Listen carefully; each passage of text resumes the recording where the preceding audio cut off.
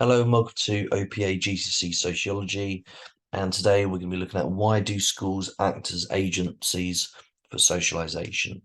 And this is just a continuation of the functionalist lesson we looked at last time. So last lesson we looked at the political function that the functionalists think school has.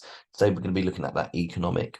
We're going to start with a do now here. So identify and explain one function of education for society in which the education system can act.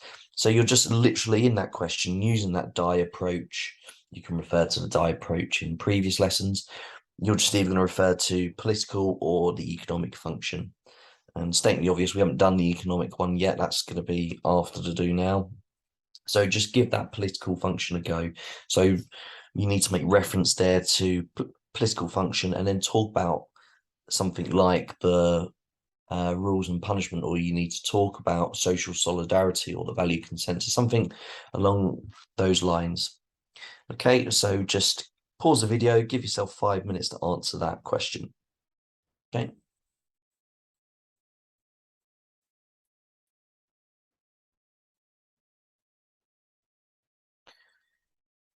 Right, feel free to give the answer to me in class and I'll be happy to mark that and let you know how you've got on.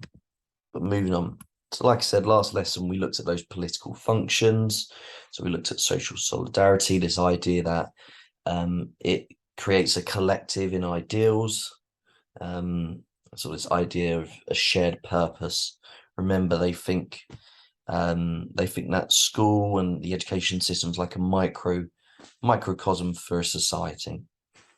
And then universal standards, so it's making, instead of particularistic standards, it's saying everyone is given almost like a fresh start on the same platform, given the same rules to follow, and it teaches us that for later on in society. Rules and punishments, that's the idea, just simply if you are doing something that's going to harm yourself and or society, disrupt it, cause chaos. Just like in school, if you're going to be disruptive and in a classroom, you will be punished for that. And it's teaching you that if you continue on that path, you will be punished later on in society through whether it be prison, unemployment, something not as good as it could be. And then finally, value consensus, just saying pass and same. You learn two values really in school. So you learn this idea that to value and to be encouraged to achieve and to sort of do as good as you can. And also this idea of competition. So they both link back to this idea of meritocracy. In fact, that's one of the things we're going to look at next. Right. So let's see if you can remember, what is the division of labour? So you can remember this concept, something we went over in the last unit and in the first. So just pause the video, give yourself a moment, and then see if you can tell me what it means.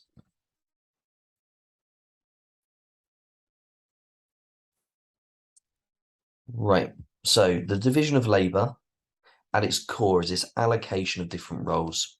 So we've looked at it in different ways. So we've looked at it in terms of conjugal roles and the division of labour, domestic chores. We've also looked at it in a Marxist way. So who owns the means of production? Who is doing what jobs? But unlike Marxists, functionalists see this as a good thing. They see this allocation of labour, this allocation of roles to be a good thing. Okay, and they acknowledge that everyone is suited for an individual job. People are therefore filtered in school into the best suited jobs through their hard work and determination. This, in essence, is meritocracy. So this is kind of the overarching theme. It's the idea that some political stuff that we've looked at previously, that's one function where values and various things are learned that are going to benefit us in wider society. But there is also this idea here of essentially preparing you for the workplace. That's what it means by economic function. So there's two we're going to look at for task 2. So we're going to look at this idea of skills for work and then this idea of meritocracy. So the first one, skills for work. Simply put, Durkheim believed the key role of the education system was to create a specialist skilled worker or workers. Although cooperation was key for social cohesion, Durkheim believed having the best people in the best roles was the best for society. So just to give you an idea of that, this is an example of what I've done. So doing my GCSEs, so you can see there arranged lots of different areas. So we've got sports there, we've got product design, business studies, sociology, and then it becomes a bit more specialized. So you can see when I do my A-levels, it becomes humanities driven. Okay, and then even more specialized. So I drop all those additional things when I'm doing my degree, sociology. And even within that, it becomes more and more specialized as those 3 years go on at university. And then you can see I've become in that specific job, so sociology related, but actually related as a teacher. So in 2016, and you guys may have ideas of that as well, sort of the path you want to go on. That's you just becoming more and more specialized. You're being filtered through in the education system so that those specialist skills are being essentially figured out. You're understanding what is your perfect skill set and your perfect job. And this is something that Parsons also refers to as role allocation. So just make sure you're getting these two down. Like I said last time, you need, if it was come up in an essay, you need at least one for political, one for economic.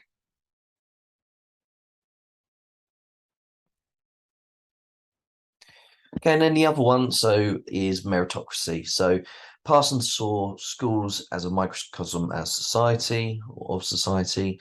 Capitalist societies were meritocratic.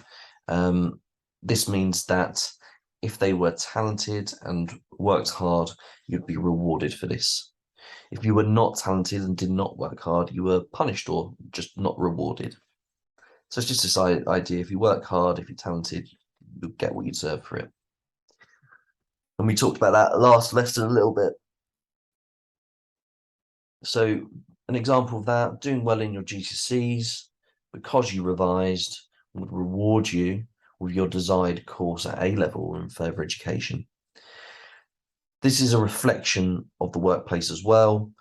With individuals who work hard and are talented may get paid more or may get promotions later on. So there's this idea, you pick up those skills and you understand that hard work leads to good things, not just in school through getting those grades, but also in later society. And just if you need to remember this idea of meritocracy, just think merit. Remember, you get merits in your classes if you do a good thing, if you work hard, if you display something that's good. And that's exactly the same in society. So it's preparing you for that.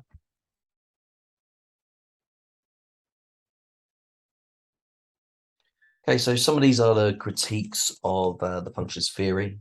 And we're just going to go into those in a bit more detail. So make sure you're getting down. I want you at least to get down 2 of these. Remember, you need at least 1 if you just do a 12 marker. So what's wrong with the functionalist theory?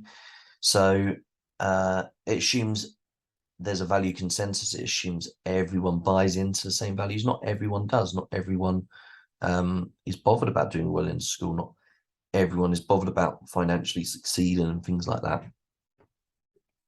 It assumes that there is meritocracy. So it assumes that it is a level playing field, and it assumes that if you work hard, if you're talented, you're going to be rewarded. Some people who are not rewarded, not talented rather, and don't deserve it because they're lazy, are still rewarded.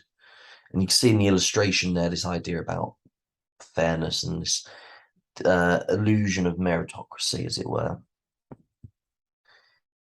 And it also assumes that there are specialist skills provided. So it assumes that everyone fits into a category that suits them. And it assumes that it's kind of not rigged. And then finally, assumes values being transmitted are of benefit to society. So rules that some people argue, and in fact the Marxists argue, rules and punishment is an example of essentially capitalist overlords, the rich and the wealthy class, that sort of ruling class, essentially pacifying working class people. Just make sure you get one of those down.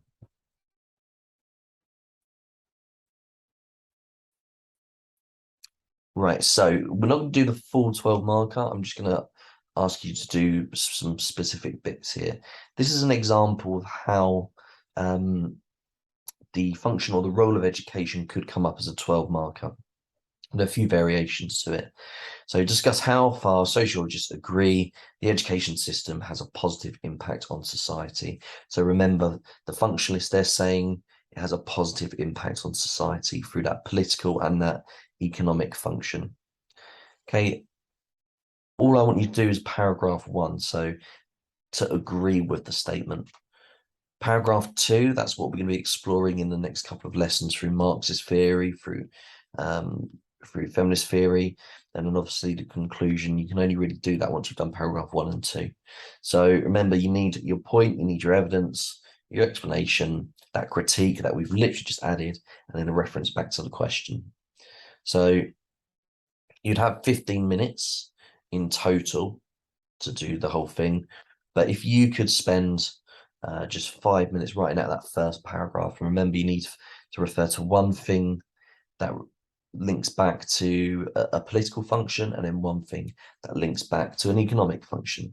And we will eventually complete this question once we've gone over all of those different theories. Okay, that's the end of the video.